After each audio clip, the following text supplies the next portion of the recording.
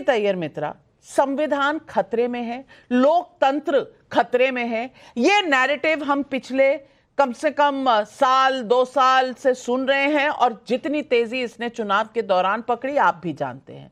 आज अगर ये सर्वे है तो इस मुद्दे पर कोई बात ही नहीं करना चाह रहा, भटकाया जा रहा है, इधर चले जाओ उधर चले जाओ, पोषण की बात करो, इसकी बात करो, उसकी बात करो, लेकिन लोकतंत्र की बात मत करो।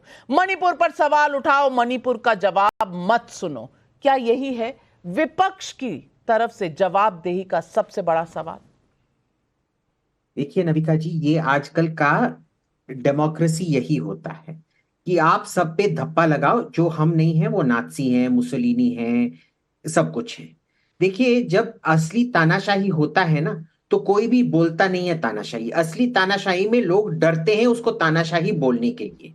ये लोग वैसे हमारे बंधु जो हैं वो नॉर्थ कोरिया से आइडियोलॉजिकल फ्रेंड्स हैं। मैं एक्चुअली नॉर्थ कोरिया जा चुका हूं।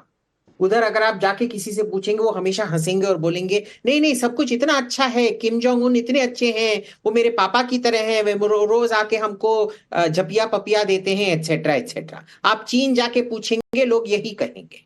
बस हिंदुस्तान और डेमोक्रेसी ऐसे देश होते हैं जिनमें लोग बार बार चिल्लाते रहते हैं तानाशाही, डेमोक्रेसी की हत्या हो गई, दूसरा इमरजेंसी, नाज़ी सरकार, आउशविट्ज, पता नहीं क्या क्या।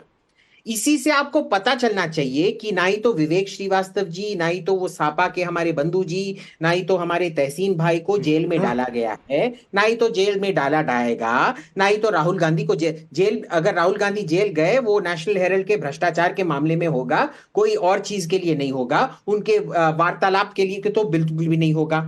वैसे मेरे को भी जेल में डाला गया था 40 दिन के लिए, आपको याद होगा। तब क्या हम तानाशाही थे? वो तो स्टेट कोई ऑपोजिशन पार्टी नहीं किया था। वो कौन सा बहुत विवेक श्रीवास्तव जवाब दीजिए, चीन में डेमोक्रेसी कितनी है? दो चीजें। अभिजीत अय्यर मित्रा अभिजीत अय्यर मित्रा ने 2 बातें आज बोली हैं डिबेट में। पहली बात इन्होंने बोली कि हम मिथ्या चीज फैलाते हैं कि ये द्रविड़ हैं, ये आर्यन हैं, और इन्होंने यही नैरेटिव फैलाया था। ये मानना नहीं चाहते हैं कि द्रविड़ उत्पीड़न, दलित उत्पीड़न, बैकवर्ड उत्पीड़न इस देश की सच्चाई है, इसको एक्नॉलेज नहीं करते और एंटी रिजर्वेशन इनका स्टैंड रहा है। पहली चीज। या डीके शिव कुमार के भाई साहब जो बेंगलुरु रूरल से लड़ रहे थे, उन्होंने कहा था कि नॉर्थ इंडिया और साउथ इंडिया को अलग देश बन जाना चाहिए। किसके मुंह में क्या डाल रहे हो? तो कांग्रेस पार्टी ने कहा था विवेक श्रीवास्तव। इन्होंने जो मुझे कहा था कि हम लोग, तो आपका लेफ्टिस्ट थियरी है ना, हम लोग अभिजीत भाई अगर द्रविड़ या दलित की आवाज आप द्रविडियन आर्यन में मानते हैं कि नहीं? आप क्या मानते हैं तमिल शोषित द्रविडियन है? ये मैं तो आर्यन, चाइना पर जवाब दे दीजिए।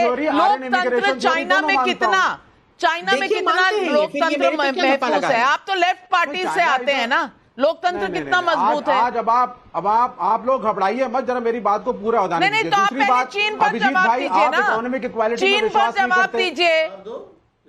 नहीं, पहले मैं इनकी बात पे नहीं, चाइना में थोड़ा, मैं इंडियन हूं, मैं चाइना पे क्यों जवाब दूं? चाइना जाके पूछिए पहले इनके अभिजीत अय्यर मित्रा जो बोल रहे हैं, अभी तो इकोनॉमिक डिस्पैरिटी को जस्टिफाई कर रहे हैं, रिच और पुअर का जो बढ़ती हुई खाई है इस देश में, समाजवादी व्यवस्था के जवाब नहीं आ रहा, फंस गए हैं आप विवेक श्रीवास्तव जी। चीन पर कुछ नहीं बोल पा रहे। चीन में कितना लोकतंत्र है? क्या सवाल है? Communist party of India. चीन है कम्युनिस्ट कंट्री है, वो अपने तरीके से अपना देश चला रहे हैं। अच्छा, तो प्रजातंत्र है, हमारे यहाँ अलग अलग सिस्टम चल रहे हैं। सऊदी अरबिया में राजशाही है, सऊदी अरबिया में राजशाही है, दुबई में राजशाही है, दुबई में राजशाही है, वहां भी नरेंद्र मोदी जाते हैं, गले मिलकर के आते हैं। तो बोल दीजिए सऊदी अरबिया भी सब हर देश की अपनी व्यवस्था है, हर देश की अपनी व्यवस्था है। मात्र 30 सेकंड, मात्र 30 सेकंड का समय शहजाद पूनावाला। नाविका जी, जब मैंने कहा कि यूनाइटेड नेशंस ने चाइना के जिंजियांग प्रोविंस पे कुछ कहा तो बोले नहीं ये अमेरिकन प्रोपेगेंडा। आपने जब एक वैलिड सवाल पूछा तब बोले चाइना पर जवाब क्यों दूं? ये हिपोक्रेसी है। दूसरी बात, ये भारत को, और देखिए मोदी को गाली दो, भाजपा को गाली दो, पर मोदी और भाजपा को गाली देते देते ये भारत की लोकतंत्र और भारत के बहुसंख्यक समाज, ऐसा कौन सा पड़ोसी मुल्क है जहां पर हिंदू बहुल नहीं है और वहां पर लोकतंत्र है? ये अफगानिस्तान में लोकतंत्र है क्या? ये पाकिस्तान में लोकतंत्र है? ये चाइना में लोकतंत्र है? ये देश लोकतांत्रिक है क्योंकि ये भारत का हिंदू बाहुल है। ये देश सेकुलर है क्योंकि यहाँ का हिंदू सेकुलर है। हाँ, और आप उस लोकतंत्र को खत्म करना चाहते हैं।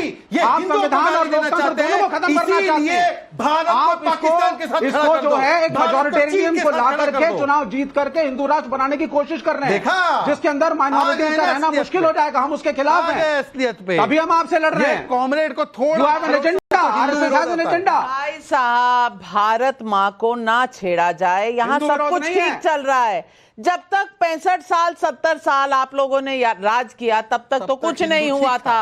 ये बस अब जो है लोकतंत्र खतरे में हो गया, ये सही नहीं है। मैं मानती हूँ ये सही नहीं है। सरकार को आप घसीटिए, जवाब मांगिए।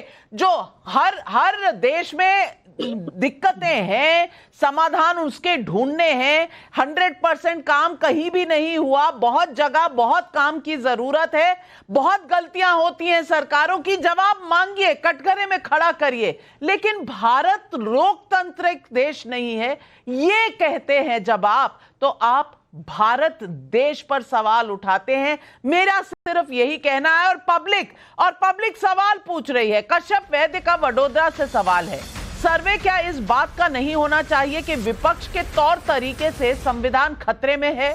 अशोक कुमार सिंह का पंचकुला से सवाल है, जब राहुल गांधी ने मनमोहन सरकार के अध्यादेश फाड़ने की बात की तब क्या संविधान खतरे में नहीं आया?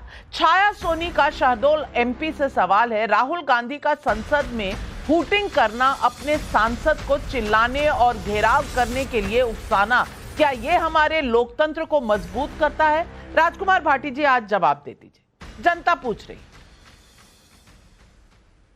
नहीं, मैं तो 2 वाक्य आपने बोले नाविका जी। एक तो ये बोला सब कुछ ठीक चल रहा है, दूसरा आपने बोला कि लोकतंत्र, हम कहते हैं कि लोकतंत्र नहीं है भारत में। हम कभी नहीं कहते लोकतंत्र नहीं है। भारत एक लोकतांत्रिक देश है और इस पे हमें गर्व है, इस पे हमें घमंड है कि हम लोकतंत्र में जी रहे हैं। हम ये कहते हैं कि भारतीय जनता पार्टी लोकतांत्रिक नहीं है, उसकी लोकतंत्र में आस्था नहीं है। ये लोकतंत्र के लिए खतरा है, ये लोकतंत्र को खत्म करना चाहते हैं।